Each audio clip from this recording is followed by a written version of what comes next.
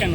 দেখুন, আমি 4 মার্চ 2023 সাল মমতা বন্দ্যোপাধ্যায়ের এই অত্যাচারের বিরুদ্ধে সেই সময় ব্যাংশাল কোর্ট থেকে আমি যখন জামিন পেয়েছিলাম, বেরিয়ে রাস্তার মধ্যেই বসে মাথায় চুল কামিয়েছিলাম, প্রতিজ্ঞা করেছিলাম যতদিন অবধি মমতা বন্দ্যোপাধ্যায় রাজ্যের মুখ্যমন্ত্রী পদ থেকে উৎখাত হচ্ছে, তিনি যতদিন না প্রাক্তন মুখ্যমন্ত্রী হচ্ছেন, মাথায় আমি চুল রাখবো।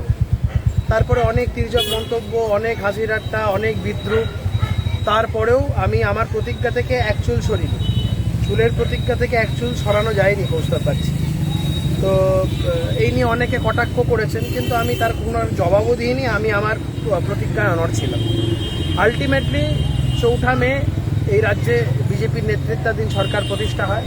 বর্তমানে রাজ্যের মুখ্যমন্ত্রীর নাম শুভেন্দু অধিকারী, বর্তমানে রাজ্যের প্রাক্তন মুখ্যমন্ত্রীর নাম, সদ্য প্রাক্তন মুখ্যমন্ত্রীর নাম মমতা বন্দ্যোপাধ্যায়। আমি আমার প্রতিজ্ঞা রেখেছি, আমি আমার কথা রেখেছি। মাথায় আবার চুল গজাচ্ছে। আমি চিন্তা করলাম প্রথম যে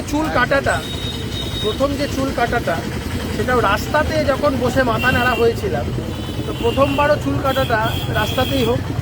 তো এটা বলতে পারেন